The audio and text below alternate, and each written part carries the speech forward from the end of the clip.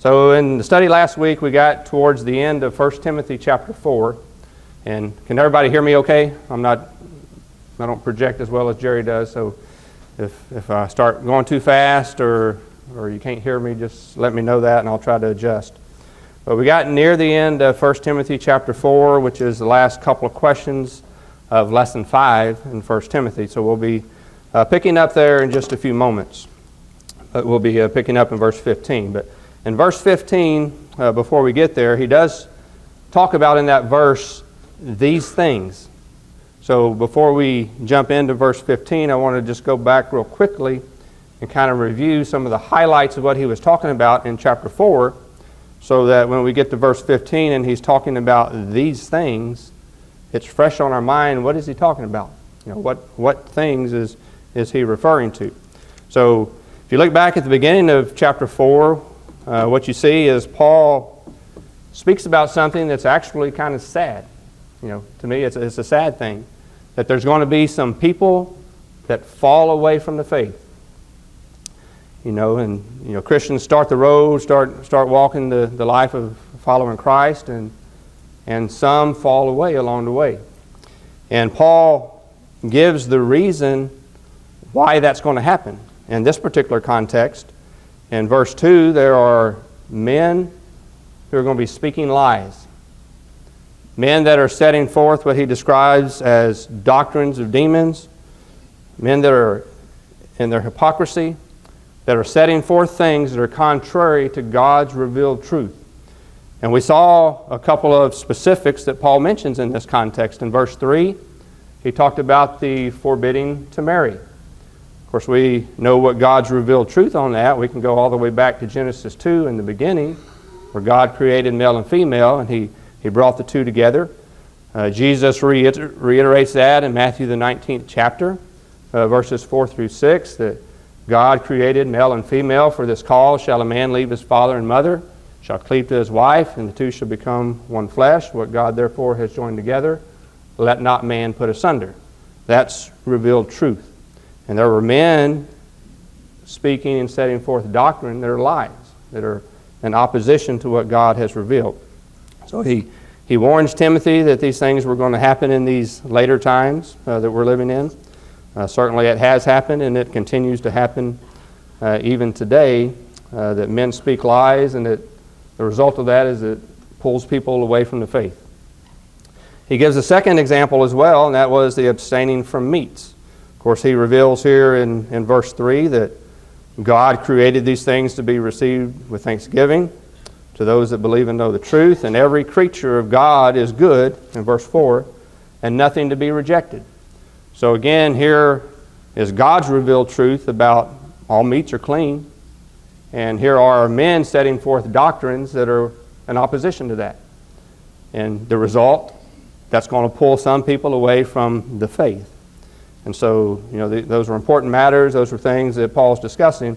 So we get to verse 6, and what is the good minister, as Paul's talking to Timothy so he can be these things, what is the good minister supposed to be doing? In verse 6. As he starts into that verse, what instruction does he give Timothy? Put them in mind of these things. Of what? Here's revealed truth that God has set forth. Here's the lies of men. Lay those things beside each other and you can see clearly this is the way I ought to go. And a good minister is going to do exactly that. Here's God's revealed truth. Here's the false doctrine that men that are lying, that are hypocrites, are setting forth. And if a man's doing his job as a minister, that's what he's going to be doing, right? He's going to be setting forth revealed truth to equip the saints so that they don't get pulled away from the faith by men who are going to speak these lies. And then really the rest of the chapter, he's going to describe the characteristics of one who's a good minister of Christ Jesus.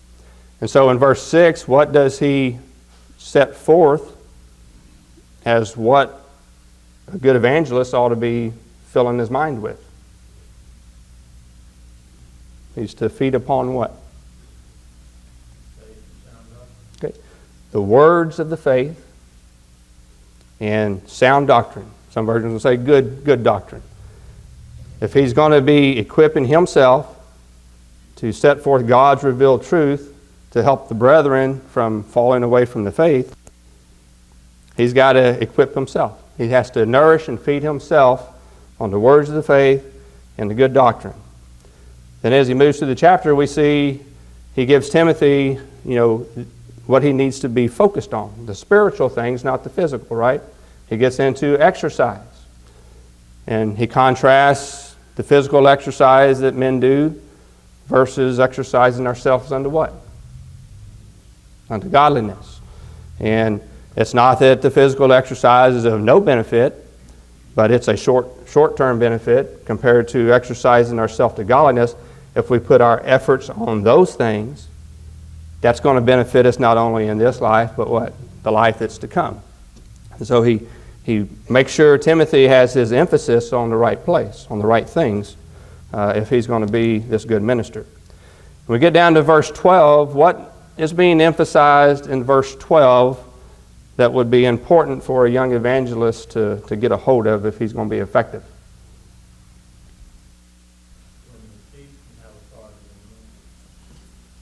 Okay, in verse 12, we talk about our example, right?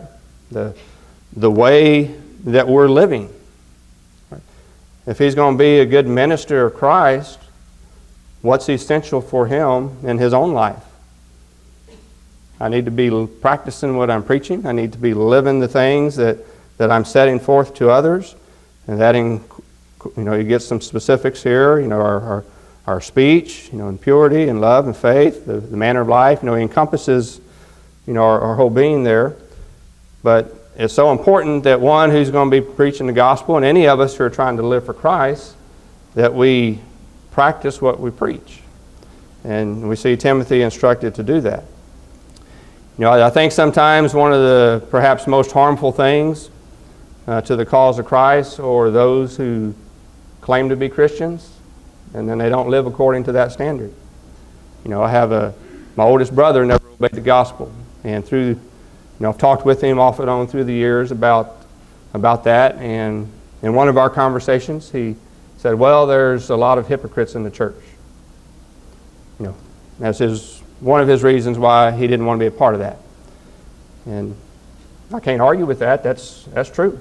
Unfortunately, there are hypocrites oftentimes in the church. Those that claim to be living this way, and their lives apart from the brethren oftentimes are not according to the revealed standard of God's truth. That doesn't excuse anybody.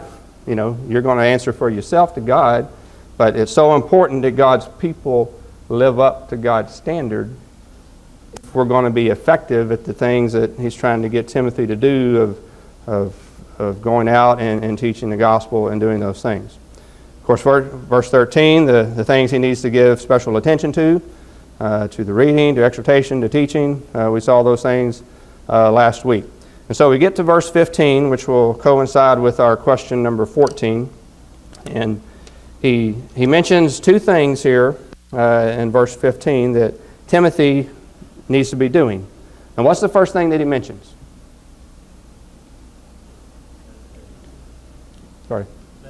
To meditate. So depending on the version that you have, I think the King James, New King James will say meditate on what? On these things. What things are we talking about? Well, we just reviewed that. Being, God's revealed truth, being nourished on the words of the faith and the good doctrine, making sure we're living the way we're supposed to, making sure our focus is on the spiritual, that we're exercising ourselves to godliness, not paying undue attention to the physical things. American Standard says be diligent in these things. The New American Standard, I noted in case anybody has that, it says take pains with. What's the concept here? This is something that's consuming my thinking. This is going to consume my efforts. That I'm going to be busy in these things. And then what's the second thing he mentions? It goes along with it very well. I'm going to be completely given to this, right? If I'm going to be the minister that God wants me to be, I've got to be all in. He doesn't want our half-hearted efforts. He wants it all. I think, again, the New American Standard on that says to be fully absorbed. Sometimes we say in a bad way, somebody's fully absorbed in themselves. That's not a compliment. But we're to be fully absorbed in these things that he's discussing here in this chapter. And when a man does that, or a woman does that, not as a minister, but when just as a life as a Christian, what's going to result from that? When I truly am thinking on these things all the time, I'm putting my efforts into these things, I'm completely absorbed in these things, you can't help but do what? You're going to progress, right? You're going to grow. And that's not, and your growth is going to be noticed, right? It's going to be manifest, it says. Some versions say it's going to be evident. Now, that's not the purpose behind it, so that everybody sees how much I've grown. But when a man is following the things that he says here, you can't help but make progress. You can't help but be growing. And that's going to be seen. I think about through the years, we've been blessed here with different young men that have come to work and train under Jerry. And some have come in with the work ethic like what we read here, and some haven't. And those are things that can be learned. You can learn to do these things if you're not doing them. And I think about when I think about this verse, I think about Jason Trick. He was here several years ago, working with Jerry. And a few years ago, we had Jason here for one of our lectureships. And to see the difference in his maturity as a preacher from when he was here training to years down the road when he's been incorporating these things, it's evident. Here's somebody that has progressed. We listened to him pray when he was at a recent gospel meeting of ours. Progress is evident, but it doesn't come by chance or by accident. How did it come? Through the efforts that you're making in these things. And that's what, especially a young evangelist, how important is that for somebody as a young man to get a hold of those things if that's the work that he's doing. And Paul sets that forth. So down in verse 16 then, which will be our question 15, what three things are necessary if we're to be successful in saving souls unto heaven? So what's the first thing he mentions in verse 15? And to me, this verse kind of sums up this chapter. What does he mention in verse 16? The first thing you need to do is what? Take heed to yourself, right? Before you're able to start helping others, you got to take care of yourself. And what has he been talking about that you need to be doing? I need to be feeding myself with the words of the faith and the good doctrine. I need to make sure the life that I'm living before others, in this context before the brethren, is the life that I should be living. I'm focusing on the spiritual things, exercising myself to godliness. I need to take heed to myself and make sure I'm doing those things. And then what's the second thing? I need to take heed to what I'm teaching. What am I supposed to be teaching? Well, some men are out here teaching lies, false doctrine. What I need to be teaching? The truth that God has revealed, right? And I know where to go to find it. It's in His book. And, He sets forth what He said, and that's what I need to be teaching. When I do those things, there's fruit that comes from that. And what's that fruit that's going to come from it? What's the result going to be? The first thing, which we all should be doing, is we're trying to save ourselves, right? when I'm the man that Paul describes here, I'll save myself, right? I'll be what I need to be, but what else may occur? I'm going to save others. There's no way I'm going to save somebody's soul if I'm not teaching them the truth, right? False doctrine that these men who are speaking lies are teaching, that's not going to save their soul. When I'm taking heed to what I'm teaching and I'm living that in my life, I might be able to save somebody's soul, right? Because I'm telling them the things that they need to hear that are going to be helpful for them in turning to God and salvation of the soul. So as we conclude chapter 4, we see the man that Paul is encouraging Timothy to be. These aren't things that are far-fetched that we can't achieve. These are very achievable, but what's it going to take to get there? Yes, sir. There, before we leave the chapter, back up in verse 13, there's a word that is often perceived as a negative thing, and that is exhortation. Certainly perceived by many sinners. Right. That you're trying to condemn them, it's a negative thing, when in reality the word is a positive. Right. It's always positive when you try to encourage someone to do better, to do what God has them to do, but many sinners approach that as just a negative. Absolutely. And correcting somebody when they're in sin is a positive, right? If we leave them to their sin, we're not helping them. We're not showing our love toward them. So those are good points. And any other comments on chapter 4 before we leave chapter 4 and move into chapter 5?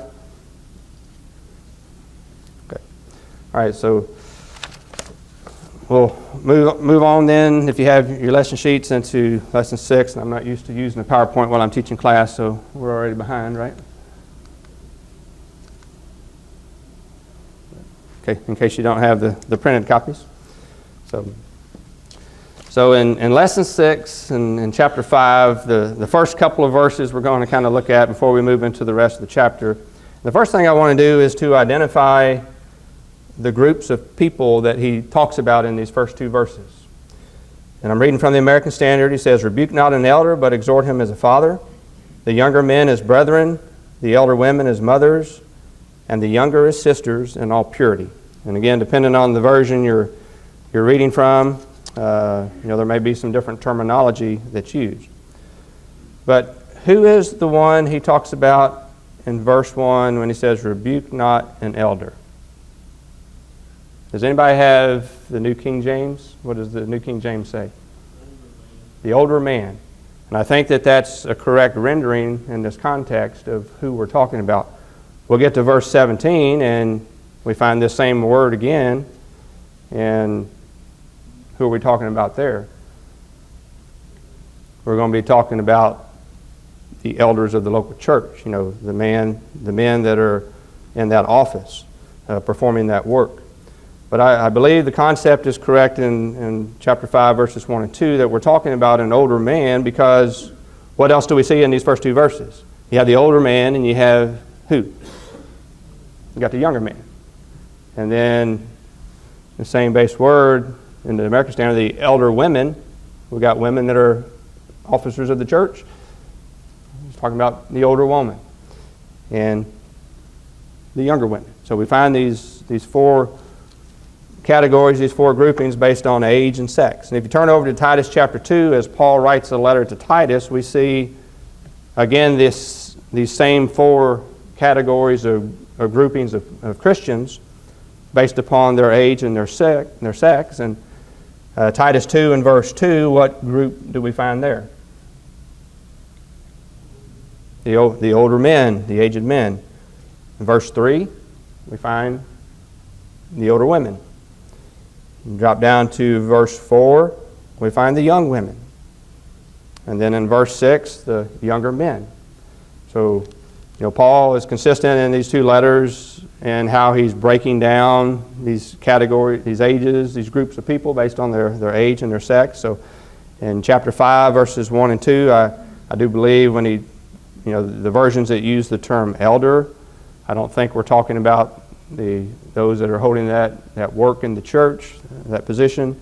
I think we're talking about simply an older man versus a younger man, older women versus the younger women. So what instruction does Paul give Timothy in verse 1?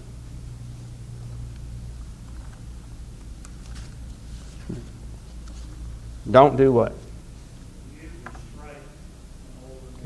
Don't rebuke, don't strike an older man. Don't lash out.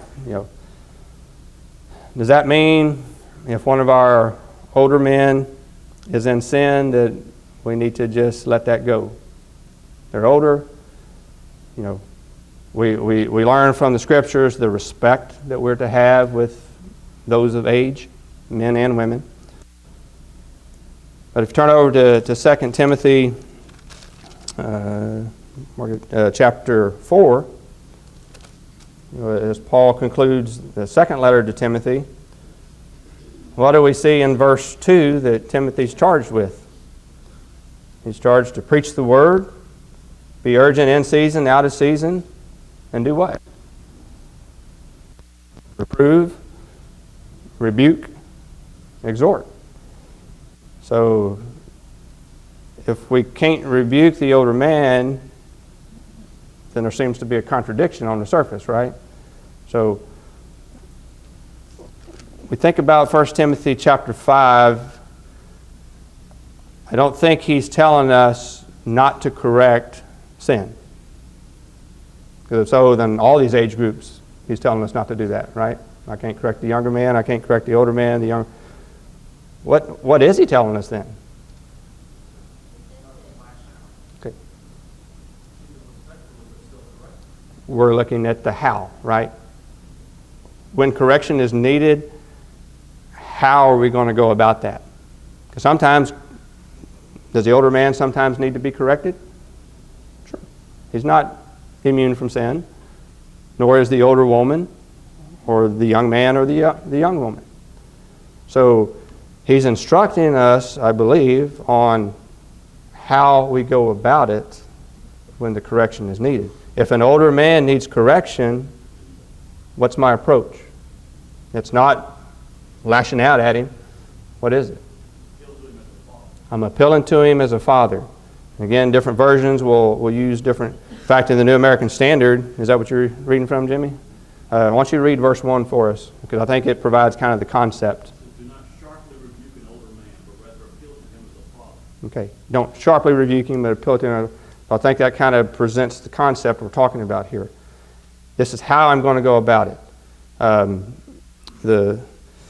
Find in my note here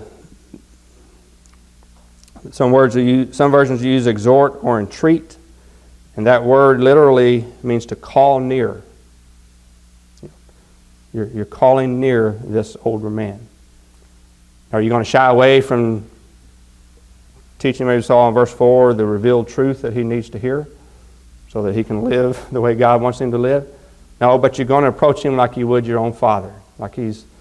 And the older women as mothers and the younger as brother or sister. It's like how you would treat your family, right? The love, the tenderness that you would have with the family member, that's the approach to take when correcting an older man or an older woman.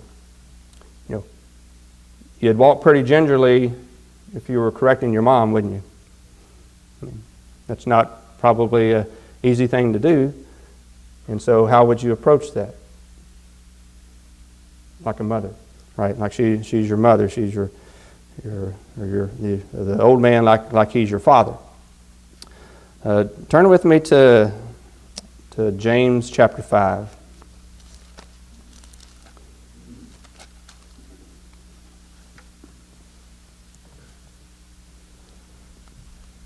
In verse 19 he says, "My brethren, if any among you err from the truth and one convert him, let him know that he who converteth the sinner from the error of his way shall save a soul from death and shall cover a multitude of sins." So sometimes older brethren, sometimes younger brethren are going to err from the truth. What's our responsibility toward them? To try to bring them back, right? We're trying to save their soul from death. But that can be done in a way that God directs, right?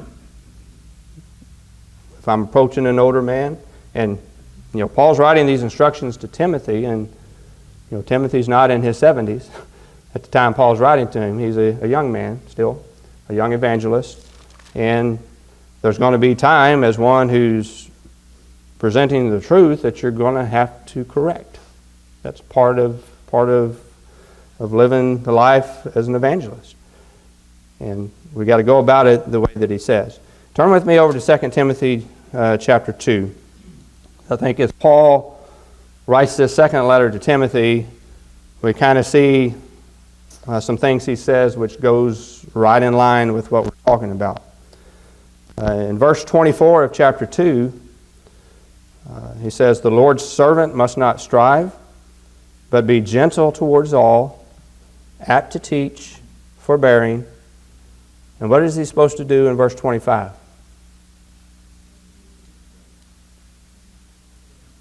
I heard something, but I didn't hear what. Okay. If I'm the Lord's bondservant, what do I have to do sometime? I have to correct, right? And he tells us how we go about that in verse 25. How am I going to do it? With humility. Some versions say gentleness, meekness. I'm not just ignoring the sin, right? Because that does them no good. Their soul is heading for death. I want to cover the sin, not cover it up. I want to bring that soul back from death. And how's that going to occur when somebody's living in sin? They need to be corrected, right? But we can go about that in the way that God directs, as Paul is telling Timothy in chapter 5. Don't lash out at him. You give some respect for the older man. Where do we find a standard for that? Of how we would treat our father or treat our mother.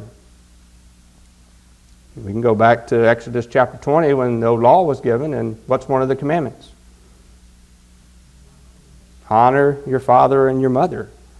Turn with me to Mark chapter 7, because in Jesus' day there were those who abused this. When we think about honoring our father and mother. What were the scribes and the Pharisees in Mark 7, verses 6 and following? What were they doing in this context? Does anybody remember? First of all, they were setting forth their own traditions instead of what God had commanded. And in verse 10, what had God commanded through Moses? You honor your father and your mother. That's the revealed truth. And what were they doing in verse 8? They're leaving the commandment of God. Verse 9, they're rejecting the commandment of God because they were saying these things, parents, and we really get more into this a little later in chapter 5, when we see the command in verse 8 to requite our parents, the things that they might have been able to use to help their parents, what were they saying? I've already given it to God. How did God view that? You're rejecting my commandment. So we see the honor that goes with the father and the mother. Now, 1 Timothy chapter 5, the first two verses, we could be talking about our literal father and mother if they needed correcting, but we're talking about our brethren. And the way that we would honor our father and our mother is the way that we're going to approach correction with our brethren. If you're dealing with an older one, if you're dealing with a younger one. But our question before we move on, what characteristics describe the conduct Timothy should manifest toward the young women? Let's see. The first thing, we would treat them like you would your sister, with that tenderness and such that you would have for your own family member. But what does he add with that particular grouping of people? A young woman. What else does he connect when, especially Timothy as a young evangelist, may be in a situation of correcting a young woman? That needs to be accompanied by what? Purity. So God recognizes, man's makeup, right? Particularly with that age group, this is something additional that needs to be brought into the equation, right? That Timothy, as a young evangelist, will need to approach the young woman and keep it on a level that's pure. You think about the work that an evangelist does, and unfortunately we all know preachers through the years, elders through the years that have been probably, I guess you'd say, less than pure when dealing with the opposite sex. And how quickly does a man lose his good influence and lose his effectiveness as a good minister for Jesus when that impurity, that impropriety comes into his dealings with those of the opposite sex. And of course, in all of our dealings, we're going to be pure with all the age groups. We're going to be pure with the Word of God and what we're teaching as we correct. But we see the approach that we should take, the special care that's given when we're dealing with those age groups. So, any comments, thoughts about it? Yes, sir, Richard?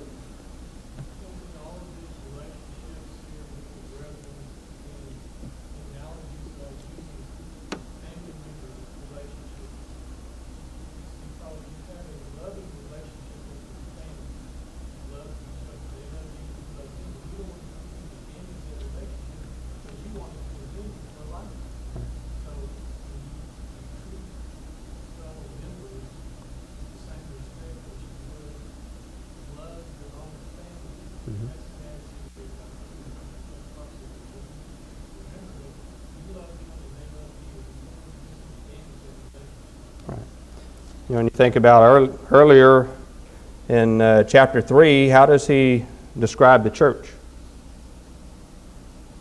Chapter 3 and verse 15. As a what?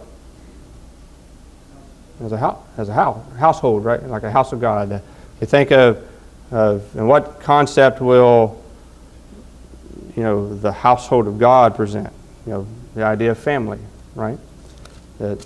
That's how Jesus talked to his disciples in the Gospels.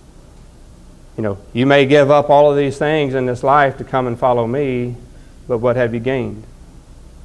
You've gained mothers, you've gained brothers, you've gained sisters. Because what? God's people, there's a family relationship, right? And many of us, probably most of us, aside from whatever family members in the flesh we may have here as well, for those that do, we're probably closer with our brethren than we are with many of our family members, right? I know that's the case for me because I have many family members that don't care about God and don't care about His truth. I like to be with the people that do. And the people here are much more my brother and sister, mother and father than some of the family relationships that we have apart from here. So, good points, and appreciate those comments. So, the next section, really, verses 3 through 16. We won't have time to. I wanted to read all of that as we got started on it. We won't have time to do all of that. I think we have maybe just a couple of minutes left this morning. So let's go ahead and look at question 3. In this next section, we're going to see, again, a distinction based upon age groups. Verse 11, we see younger widows. As we start talking about widows now, we'll see those that are described as widows indeed, and we'll try to identify who those are. And he'll deal with these different age groups. We'll also see in this section a distinction in responsibility of the individual versus responsibility of the local church. We'll be able to point that out as we go through here. Let's try to answer our question 3 with our last few minutes. Who is the widow indeed in this context of chapter 5? Okay. And he makes, he starts in verse 3, honor widows. Again, here's somebody we need to honor that are widows indeed, and might say those who are truly widows. That might be another way to paraphrase that. Those who are truly widows. Well, is the younger widow a widow as well? She is, but there's a distinction made between those that he calls widows indeed. And in verse 5, to the point that you commented, she that is a widow indeed is what? She's desolate. We think about a wasteland. There's nothing there. What is she desolate of?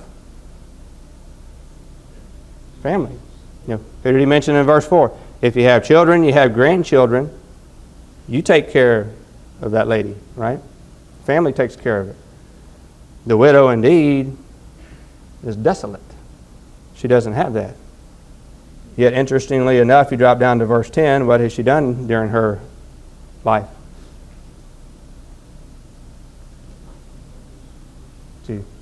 She raised children. And so, this is a pretty desolate situation of one that had a family, and now there's nobody to take care of her, right? What else does it say about the widow indeed? There's quite a bit that's contained about her, especially when you get down to verse 9, which we won't get to in detail today, about those who are enrolled as a widow. She's got to be a faithful Christian. You see a very, very spiritually minded woman in these verses when you look at the description of this lady, or these women that would qualify as a widow indeed. Very spiritually minded. Is there an age requirement? In verse 9, you got to be at least, there's not many places where God gets specific with an age. We talk about the age of accountability. God doesn't specify a number on that, does it? Here, he specifies a number. We don't see this. This is kind of unique, that God specified an age. So he sets 60 as an age for one that's going to be considered by the church, as a widow indeed. She has to be at least 60 years old. What's her life been like? We talked about, very, very spiritually minded woman. In verse 5, what does it say about the spiritual aspect of her life? What's her focus been? My hope has been on God. That's a different life than what a lot of people live. My hope is on God. What else does it say in verse 5? She's a praying woman, right? Night and day. That doesn't mean 24/7, but that's characteristic of her life, that she's one, as you summed it up, spiritually minded woman. In verse 10, describe her life.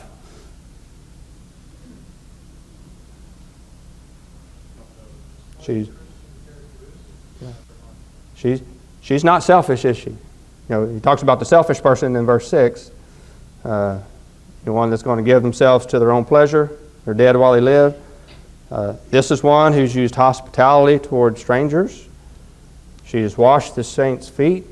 She's relieved the afflicted and diligently followed every good work. That's a good woman, and our benevolent help, there are some limitations that God puts in His Word about who the church can help. And in this case, there's a standard that this woman has lived by that has made her worthy of help, right? She's worthy of the help that's being considered by the church, because look at what she's done that has benefited that work all these years. She's been a member of some local church, right? And a woman like that in a local church, is there a benefit to the brethren there? She has benefited other people her entire life. And now, at an age where she probably can't provide for herself, she doesn't have the family there to help her in her time of need. She's of age. She's worthy to be considered to be supported by the church, right? And that's the widow indeed. So I think our time's up. there for this morning. So next week, Lord willing, if Jerry's back, we'll pick up with question 4 in chapter 5. Thank you for your comments this morning.